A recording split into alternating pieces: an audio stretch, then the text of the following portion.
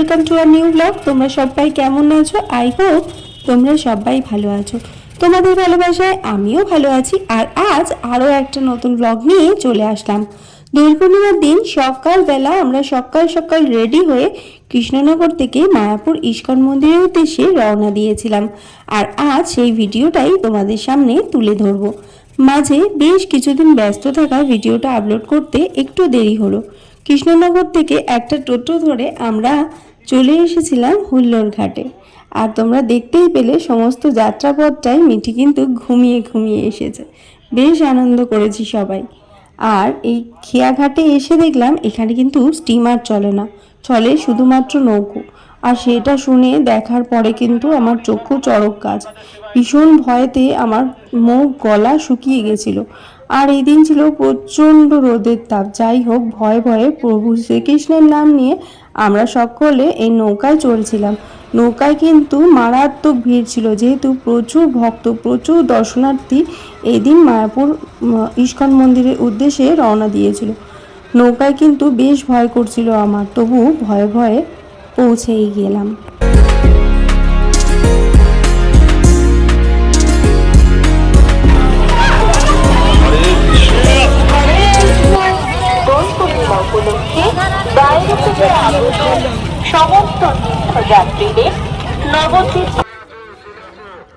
প্রচণ্ড রোদের তাপে আর ভয়ে আমার গলা তো শুকিয়ে কাঠ।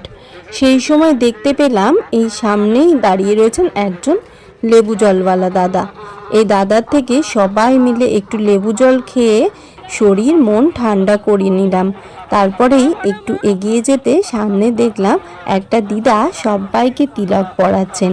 আর সেখান থেকেই এই দিদার কাছ থেকে আমরা সবাই মিলে তিলক পরে নিলাম। তিলকটা পরার পরে একটা অদ্ভুত অনুভূতি হচ্ছিল, জানো তো বন্ধুরা। আর এখান থেকে আমরা কিন্তু পুরো মন্দির অবধি হেঁটেই গিয়েছিলাম, অনেকটা রাস্তা। কারণ এই দিন কিন্তু সমস্ত গাড়ি, অটো, টোটো এখানে সব বন্ধ ছিল, কোনো কিছুই অ্যালাউ ছিল না। তোমরা যদি গাড়ি নিয়েও কেউ আসতে তাহলেও কিন্তু এতটা পর্যন্ত তোমরা আসতে পারতে না, কারণ প্রচুর ভক্তদের সমাগম হয়েছিল এই সময়। নর্মাল ডেতে তোমরা যদি আসো তাহলে কিন্তু খেয়াঘাট থেকেই টোটো পেয়ে যাবে। আর সেই টোটো তোমাদের একেবারে মন্দির গেটের সামনেই নামাবে, তোমাদের একটু অসুবিধে হবে না। কিন্তু এই স্পেশাল ডে, বিশেষ করে এই দোল পূর্ণিমায় আসলে কিন্তু চরম বিপদে পড়বে। যদি বাড়ির বয়স্ক মা জেঠিমারা থেকে থাকেন তাদের কিন্তু খুবই কষ্ট হবে। আমার মাও বেশ কষ্ট পেয়েছেন, কারণ সেদিন প্রচণ্ড রোদের তাপ ছিল আর গাড়ি বন্ধ ছিল। আর এই রোদ্দুরের তাপে এতটা রাস্তা হেঁটে আসা কিন্তু খুব সমস্যার বিষয়। আমরা কিন্তু পারবো, কিন্তু বাড়ির বয়স্কদের জন্য কিন্তু খুবই অসুবিধা হয়ে যায়। তবুও একটা আকর্ষণে আমরা ছুটে চলেছিলাম মন্দির প্রাঙ্গণের দিকে। যেহেতু দোল পূর্ণিমা মায়াপুর ইস্কন মন্দিরের বিশাল বড় একটা ফেস্টিভ ডে, সেই জন্য মন্দিরের বাইরে এবং ভিতরে সমানভাবে ভক্তদের ভিড় কিন্তু ছিল এই দিন। মানে ভিড়টা ঠিক তোমাদের বলে বোঝাতে পারবো না। আমরা খুব কষ্ট করে মন্দিরের মূল দ্বার থেকে ভিতরে প্রবেশ করেছিলাম। আর এই দিন ছিল প্রচুর রোদের তাপ। আর সেই রোদের তাপের মধ্যেই আমরা কিছুক্ষণ দাঁড়িয়ে, এই জায়গাটা দাঁড়াও তোমাদের দেখিয়ে দিই। এখানে হয় 24/7 অখণ্ড হরিনাম সংকীর্তন হয়। আর ঠিক তার লেফটেই রয়েছে একটা মেডিকেল স্টোর। এখান থেকে তোমাদের যদি এমার্জেন্সি থাকে তোমরা মেডিসিন নিতে পারো। আর এই ডান দিকটা, এই রাস্তাটা দিয়ে হেঁটে গেলে তোমরা বহু দোকানপাট পেয়ে যাবে। আর এইখানে কিন্তু তোমরা ভোগের কুপন পেয়ে যাবে। ওখানে সমস্ত রকম ভোগের কুপনের ইনফরমেশন এবং লাইন কিন্তু ওই জায়গাটাই পড়ে।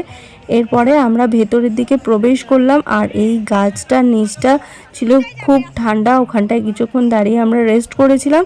তারপরে আবার সামনের দিকে এগিয়ে চললাম। এখানে আগেই বলে দিই তোমাদের, কোনো রকম ইলেকট্রনিক গ্যাজেটস, ব্যাগ, এই ধরনের কোনো জিনিস কিন্তু ভেতরে অ্যালাউ নেই।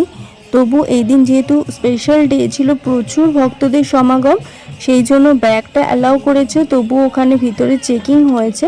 আর জুতোটা তোমরা ওখানেই জমা দিতে পারো। যেহেতু প্রচুর ভক্তদের ভিড় এই দিন, সেই জন্য রাস্তার ধারেই গাছের তলায় অনেকে জুতো রেখেছিল, আমরাও তাই করেছিলাম। কারণ ওইখানে জুতোগুলো জমা দেওয়ার পর কালেক্ট করবার জন্য বিশাল বড় একটা লাইন পড়েছিল, সেই জন্য আমরা ওখানে দাঁড়াইনি।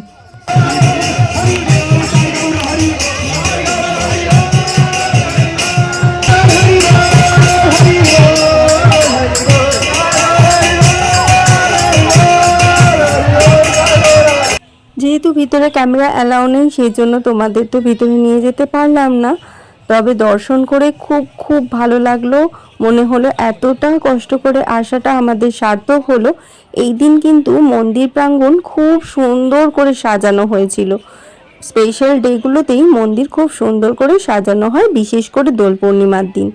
তোমরা চাইলে যদি আসতে চাও আগে আগেই কিন্তু নবদ্বীপ মায়াপুরের হোটেল বুক করে নিও, কারণ দোলের 15 দিন, প্রায় 1 মাস কি 15 দিন আগে থেকে সমস্ত হোটেল কিন্তু বুক হয়ে যায়। যাই হোক, আমরা নবদ্বীপ এবং মায়াপুরের ভিড়টা এড়ানোর জন্যই কৃষ্ণনগরে হোটেল বুক করেছিলাম। আর এখানে কিন্তু মেলা বসেছিল, আমরা মেলার থেকে চাউমিন, তারপরে ঘুগনি, দই ফুচকা, আইসক্রিম, তারপরে খেয়েছিলাম লাস্সি। সব কিছু খেয়ে আমাদের তো একেবারে খিদেটাই চলে গিয়েছিল, একেবারে আমাদের মানে দুপুরে লাঞ্চটা হয়ে গেছিলো এইসবেতেই। তো খুব ভালো লাগছিল, এত ভক্তদের ভিড় এখানে, আর এত বড় একটা মেলা বসেছে, খুবই ভালো লাগছিল। তারপরে তো ভাবলাম ভোগের টিকিট কাটিনি, আমরা তো প্রসাদ পাবো না। সেই সময় দেখলাম প্রায় বিকেল 3:45 হবে, একটা বিশাল বড় লাইন আমাদের সামনের থেকেই তৈরি হলো। ভগবান শ্রীকৃষ্ণ চাইলে কি না হতে পারে। তোমার কপালে যদি ভোগ লেখা থাকে তাহলে তো তুমি পাবেই। সেই রকমই আমাদের চোখের সামনে দিয়েই দেখলাম একটা লাইন তৈরি হয়ে গেল হঠাৎ করে। এখানে আমি আর মিঠি আইসক্রিম খাচ্ছিলাম বসে বসে। একটু রোদের তাপটা পড়লে তারপরে আমরা আবার ঘুরতে বেরোবো, সেরকমই ঠিক করেছিলাম। আইসক্রিমটা খেতে খেতেই দেখলাম এখানে লাইন পড়েছে। সেই সময় আমার মা লাইনে দাঁড়িয়েই ভোগের প্রসাদ নিয়ে এসে আমাকে খাইয়ে দিল। পেটে জায়গা ছিল না যদিও, তবুও ঠাকুরের ভোগ বলে কথা। তারপরে খাওয়া দাওয়া করে একটু রেস্ট করে আমরা চলে আসলাম শ্রী প্রভুপাদের মন্দিরের সম্মুখে। আর এখানে কিন্তু শ্রী প্রভুপাদের পুষ্প সমাধিও আছে। আর এই মন্দিরটির দ্বিতলে রয়েছে একটি মিউজিয়াম, যার টিকিট মাত্র 5 টাকা করে। যেহেতু মন্দিরের ভিতরে কোনো ফোন বা গ্যাজেটস অ্যালাউ নেই, সেই জন্য এই মন্দিরের ভিতরেও তোমরা দেখতে পারবে না, এখানে এসেই এর সৌন্দর্য উপভোগ করতে হবে। আর এই জায়গাটা ছিল অসম্ভব সুন্দর। আরও দোল পূর্ণিমার জন্য বিশেষভাবে এই মন্দির প্রাঙ্গণটাকে সুন্দর করে সাজানো হয়েছে, যেটা সৌন্দর্য ছিল চোখ জুড়ানোর মতন। আর মন্দির দর্শন করবার পর তোমরা কিন্তু মিউজিয়ামটাও ঘুরে দেখতে ভুলো না। শ্রী প্রভুপাদের মন্দির, সমাধিস্থল, মিউজিয়াম সমস্তটা ঘুরে যখন এই জায়গাটায় এসে পৌঁছালাম, তখন একটা অপরূপ দৃশ্য দেখতে পেলাম।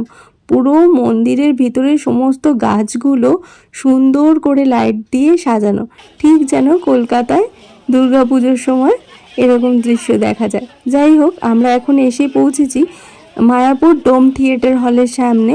আর এখান থেকে টিকিট কেটে এখন ভিতরে প্রবেশ করব। টিকিট মূল্য মাত্র 40 টাকা করে।